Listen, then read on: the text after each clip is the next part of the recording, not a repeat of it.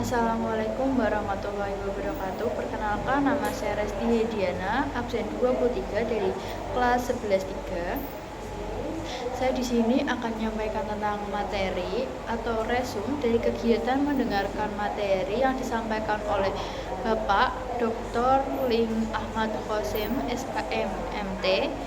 Beliau merupakan salah satu anggota DKK atau Dinas Kesehatan Kabupaten Pati yang memiliki tugas yaitu sebagai peninjau tentang kesehatan atau tentang layaknya makanan yang beredar di masyarakat di daerah Kabupaten Pati. Bapak Khosim dalam memaparkan materi memiliki 5 bab inti. Yang pertama yaitu ada stop BABS, yang kedua ada CTPS, yang ketiga yaitu ada pengolahan air minum dan makanan rumah tangga.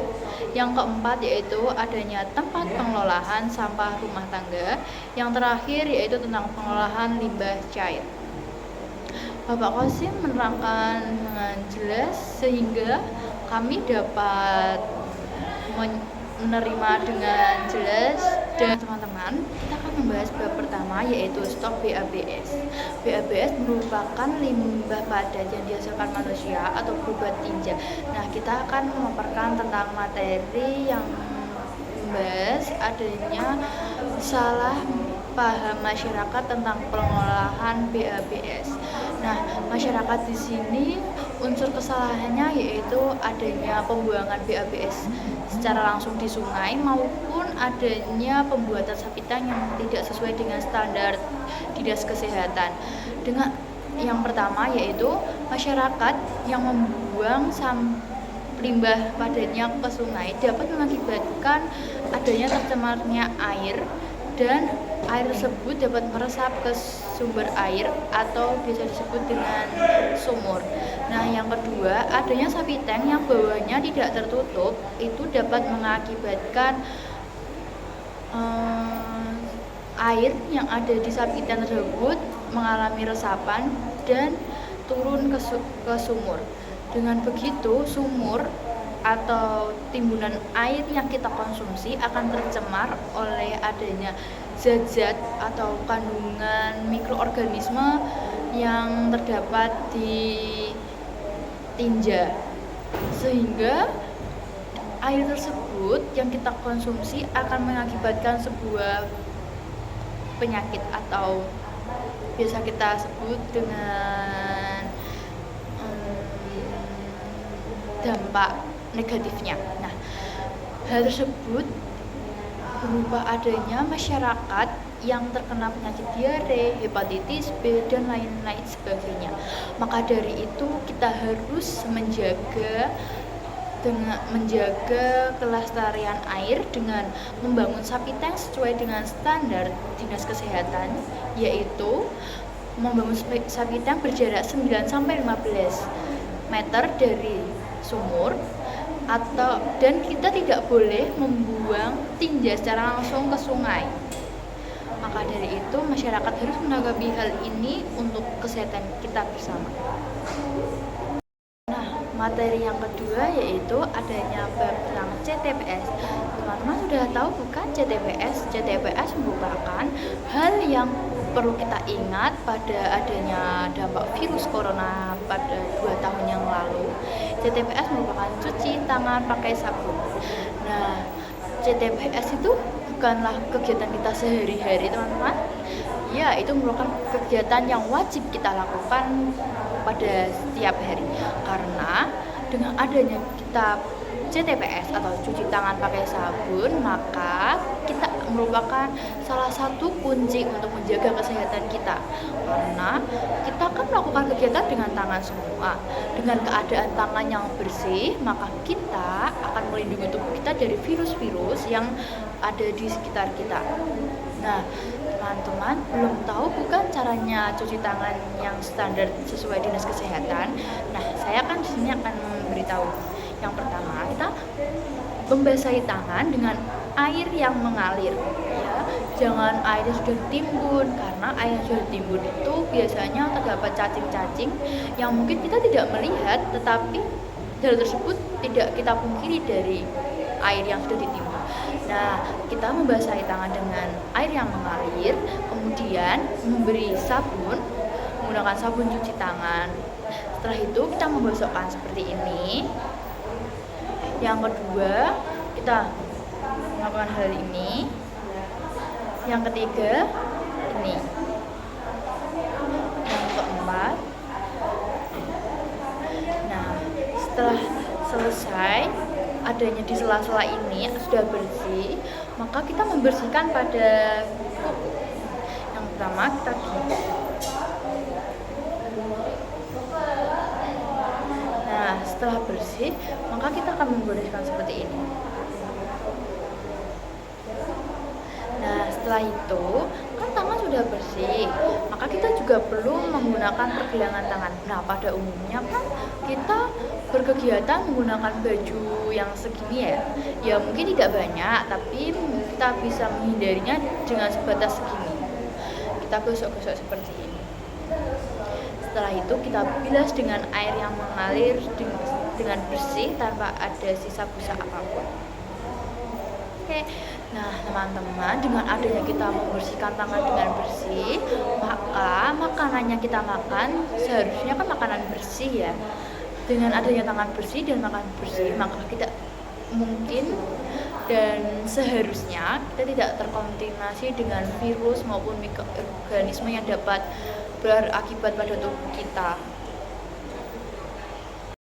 Nah, teman-teman, tidak terasa bukan kita sudah membahas bab ketiga, yaitu tentang pengolahan air minum, makanan, rumah tangga. Teman-teman sadar tidak makanan yang sehari-hari kalian makan itu mengandung zat kimia yang sangat berbahaya begitu? Contohnya dengan adanya kerupuk yang berwarna, terus minuman soda, berkalet.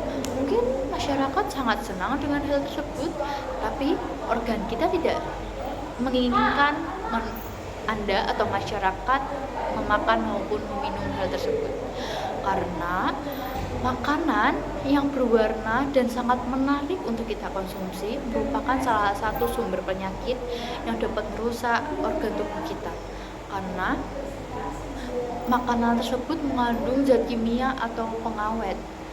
Dengan adanya pengawet tersebut itu dapat mengakibatkan tubuh kita menjadi sakit. Pengawet tersebut itu bisa terbuat dari adanya pewarna, terus pengawet makanan, terus perasa. Itu tuh dapat kita asumsi bahwa hal tersebut itu dari zat kimia.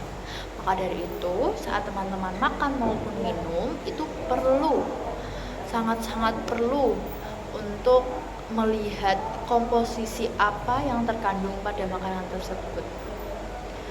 Nah, mungkin ada zat kimia yang diperbolehkan, tetapi jika kalian diperbolehkan untuk mengonsumsi zat kimia tersebut, kita tidak perlu mengonsumsi secara berlebihan, karena adanya mengonsumsi secara berlebihan pun dapat berakibat fatal untuk kesehatan kita.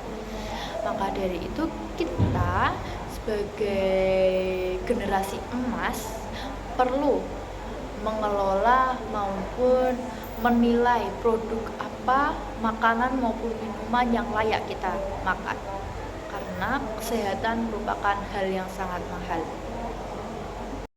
Nah, bab keempat yang akan kita bahas yaitu mengenai tempat pengolahan sampah rumah tangga. Nah, ayo teman-teman, di sini mungkin masih banyak bukan yang mengolah sampah rumah tangga dengan dibakar.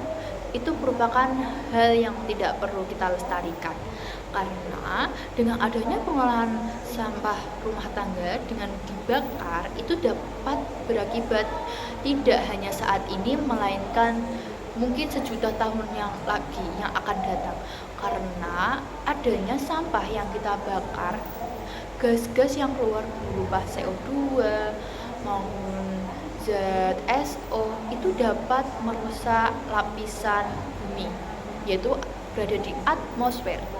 Nah, teman-teman kan sudah tahu apa sih fungsi atmosfer? Atmosfer itu berfungsi untuk melindungi kita dari cahaya ultraviolet sinar matahari, sehingga apabila adanya lapisan atmosfer rusak, maka mengakibatkan adanya pemanasan global yang di Indonesia ini sangat, ya mungkin nggak di Indonesia saja, di dunia itu sangat terasa. Nah, dengan adanya pemanasan global yang meningkat tersebut, mungkin tanah-tanah akan mengalami pengeringan, adanya kurangnya air, sehingga kita tidak dapat mengonsumsi air dengan layak atau kekurangan air. Nah, maka dari itu kita harus mengelola sampah dengan sebaik-baiknya. Nah, teman-teman, mungkin masih banyak yang menggunakan sampah plastik. Saya pun juga mengonsumsi atau menghasilkan sampah plastik. Maka dari itu kita harus pintar-pintar melakukan daur ulang sampah tersebut. Apabila dengan sampah organik, kita bisa mengolahnya dengan pupuk atau dengan adanya menjadi gas yang biogas, atau iya kan biogas yang kita gunakan untuk bahan bakar kompor. Kita harus bijak untuk pengolahan sampah plastik agar bumi ini tetap terjaga kelestariannya dan terhindar dari pemanasan global. Nah, teman-teman, kita sudah memasuki bab yang terakhir, yaitu bab 5 tentang pengolahan limbah air. Nah, kenapa saya tidak menyebutkan limbah cair rumah tangga? Karena mungkin rumah tangga menjadi salah satu pemasok, tetapi pabrik merupakan pemasok utama yang perlu kita tangani dan perlu kita awasi, karena adanya pembuangan limbah tersebut secara langsung di sungai. Mungkin pada pembangunan awal pabrik memiliki prinsip tempat atau penampung khusus untuk limbahnya, tetapi hal tersebut tidak sesuai dengan keadaan sekarang karena adanya saluran yang bocor, sehingga limbah tersebut dapat tercemar atau langsung berkontribusi dengan air sungai, air laut maupun selokan kecil yang ada di masyarakat. Dengan adanya limbah tersebut dapat mengakibatkan rusaknya ekosistem di dalam air, sehingga kita sebagai orang pertama yang mengonsumsi hasil laut akan terdampak juga. Nah, maka dari itu kami mohon kepada pabrik-pabrik untuk mengatasi hal tersebut agar masyarakat nyaman, tidak adanya air yang tercemar, dan mereka dapat mengonsumsi hasil laut secara normal. Nah, tidak dengan pabrik, manusia pun perlu adanya pematangan materi tentang dampak pembuangan limbah cair secara langsung ke selokan maupun sungai, seperti saat kita mencuci pakaian dengan deterjen. Nah, air deterjen tersebut juga dapat mencemari ekosistem laut karena kandungan-kandungan bahan kimia yang sangat keras pada deterjen. Setelah itu adanya mencuci piring secara langsung dan penggunaan pestisida secara berlebihan itu juga dapat mengganggu ekosistem laut, ataupun mungkin bisa berdampak juga pada masyarakat karena air yang mengandung zat-zat kimia tersebut mengalami resapan ke sumur. Nah, di Indonesia mungkin kemarin terdapat berita tentang adanya laut yang tercemar oleh minyak dari pabrik. Maka dari itu saya mohon untuk masyarakat maupun pabrik bekerja sama untuk mengurangi limbah cair agar bumi kita tidak semakin rusak. Dengan adanya kondisi ekosistem laut yang terjaga, maka kita pun akan dijaga oleh ekosistem laut tersebut.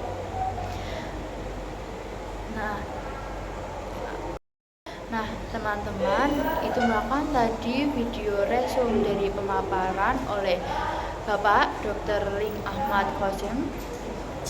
Nah, Maka dari itu, saya mohon maaf apabila ada salah kata.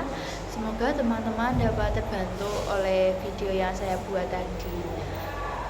Maka dari itu, intinya kita perlu menjaga perilaku kita sehari-hari agar bumi ini semakin sehat dan bumi dapat menjaga kesehatan kita juga. Dari kita sendiri, kita perlu melindungi satu dunia.